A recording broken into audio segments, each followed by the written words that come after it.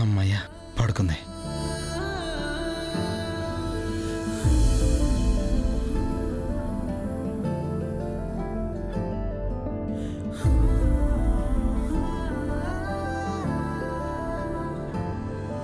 పడుకో పడుకో, లేవకు, పడుకో.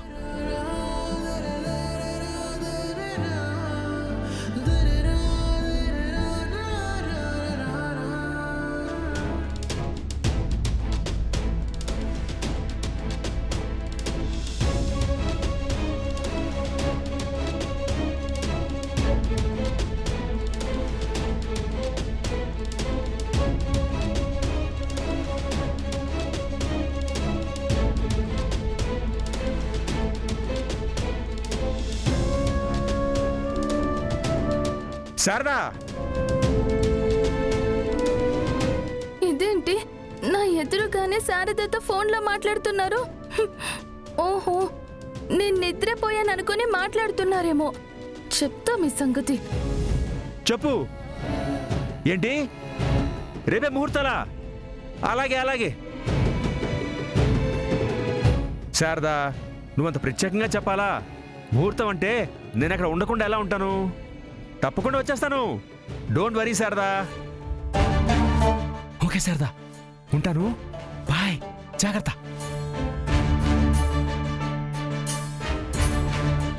ఏంటిది?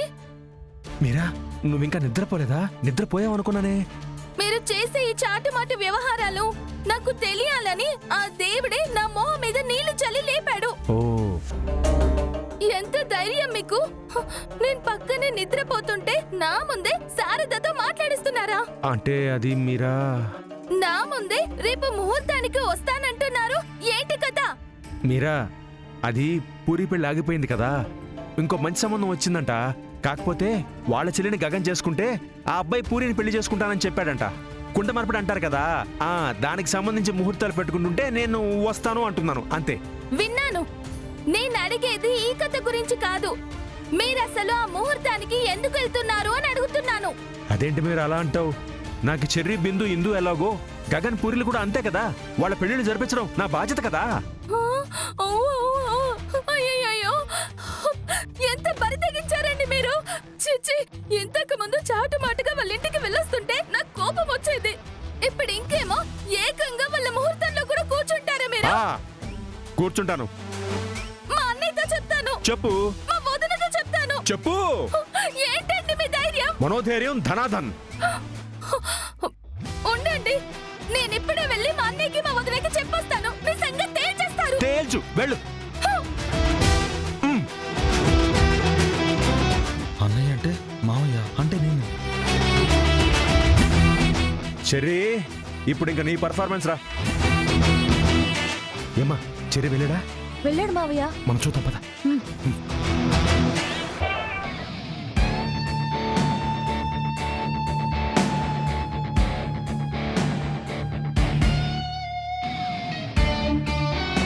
అన్నయ్య,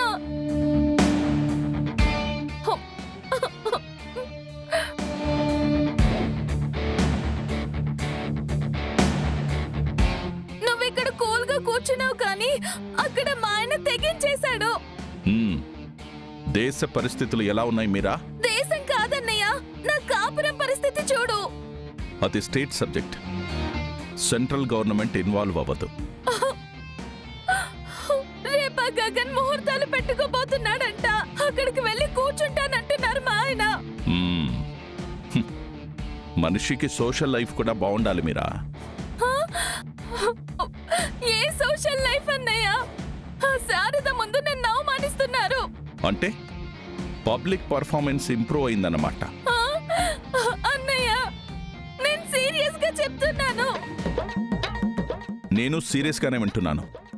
ఇదిగో గ్లాస్ కూడా సీరియస్ గానే పట్టుకున్నాను చూడు. ప్రతిసారి సర్వీస్ సెంటర్కి తీసుకొస్తే ఎలా? కొంచెం హోమ్ మెయింటెనెన్స్ కూడా నేర్చుకో. అదేంటన్నయ్య నువ్వు అలా మాట్లాడుతున్నావు? నువ్వు వచ్చి మా ఆయన్ని మందలించాల్సిందే. ప్రతిసారి వచ్చి నేను మీ ఆయన్ని కంట్రోల్ చేయలేను. నువ్వంటే భయం ఉండాలి.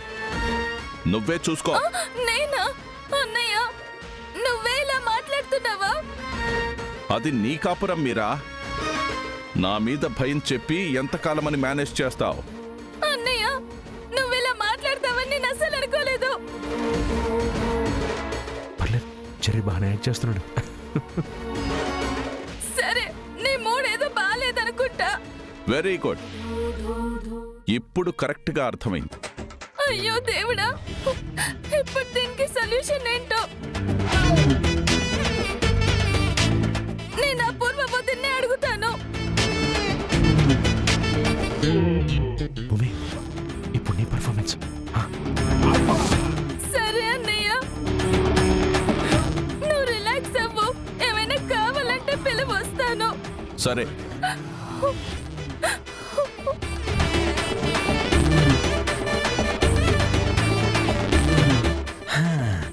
అమ్మయ్యా, మొత్తానికి అనుకున్న పని చేశారా చెరిగా.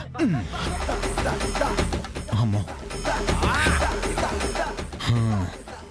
శరత్ చంద్ర, వదినా వదినా వదినా, పడుకున్నావా?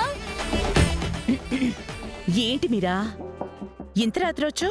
నాకు నువ్వే దిక్కు వదినా. ఏమైంది? వదినా, ఆయన అస్సలు నా మాట వినట్లేదు. రేపు గగన్, తార, పూరి పెళ్లి ముహూర్తానికి వెళ్తానంటున్నారు. అది నాతో ఎందుకు చెప్తున్నావు? హా? మీ అన్నయ్యతో చెప్పు.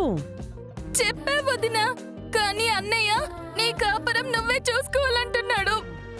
అయితే నేను కూడా అదే చెప్తాను. హా?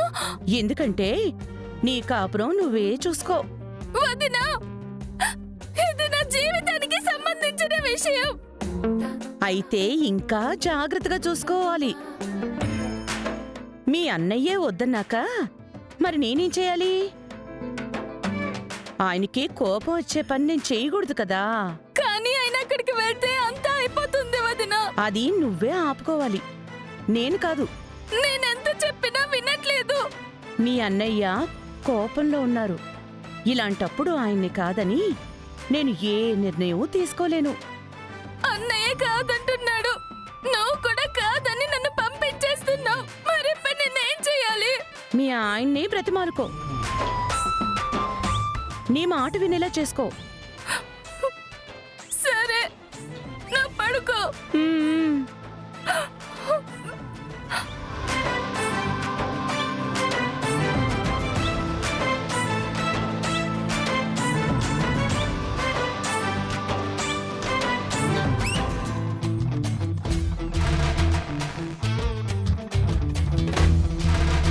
రే, మీ అమ్మ వస్తుంది, వెళ్ళు.